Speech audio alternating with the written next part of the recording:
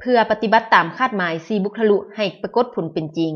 คณะนำของแขวงไชยสมุนได้เอาใจใส่ซี่นำอย่างใกล้ชิดติดแทศเพื่อหับใช้ในการฝึกอบรมทฤษฎีการเมืองการปกครองให้แก่พนักงานหลักแหล่งของแขวงเมืองในทั่วแขวงไชยสมุนในตอนเช้าของวันที่3มิถุนายนที่ผ่านมาโรงเรียนทฤษฎีการเมืองการปกครองแขวงไชยสมุนได้เปิดสุดฝึกอบรมทฤษฎีการเมืองการปกครองระยะสั้น45วันสุดที่1ประจำศกปี2015-2016ขึ้นโดยการให้เกียรติเป็นประธานของสหายเหล่าประสงค์ณวงไสรองเลขาพรรคแขวงรองเจ้าแขวงไชยสมุน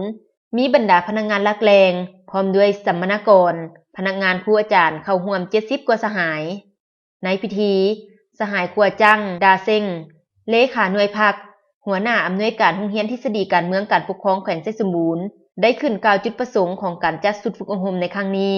แม่นเพื่อก่อสร้างพนักงานหลักแหล่งคันแขวงคันเมืองให้มีความรู้และมีคุณสมบัติศีลธรรมปฏิบัติมีธาตุแท้การเมืองนักแน่นจงรักภักดีต่อชาติต่อประชาชนและภารกิจปฏิบัติของพรรค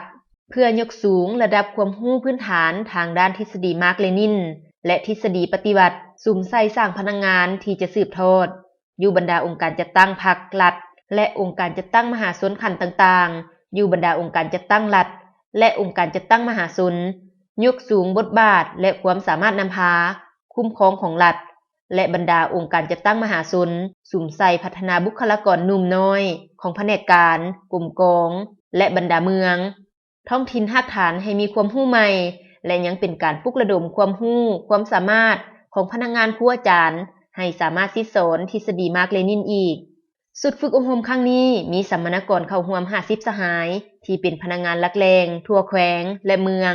เนื้อในบทเรียนในครั้งนี้จะได้ค้นคว้าหำเรียน5กลุ่มวิชารวมมี39บทซึ่งจะดำเนินไปเป็นเวลา45วันจึงจะสำเร็จหลังจากนั้นสหายเหล่าประสงค์ณวงไสรองเลขาพรรคแขวงรองเจ้าแขวงไชยสมุนได้กล่าวคำย่องยอชมเชยมายังคณะรับผิดชอบสุดฝึกอบรมในครั้งนี้ที่เห็นได้ความหมายความสำคัญของเวียกงานดังกล่าวและได้เน้นหนักมายังสัมมนากรทั้ง50สหายเรียกร้องให้มีความตั้งอกตั้งใจและหวังว่าหลังจากสำเร็จสุดฝึกอบรมในครั้งนี้จะนำเอามากผลของการทำเรียนไปนำใช้และเผยแพร่ให้เกิดดอกออกผลแก่กลุ่มกองของตนเวียงใจรายงานข่าวจากแขวงไชยสมุน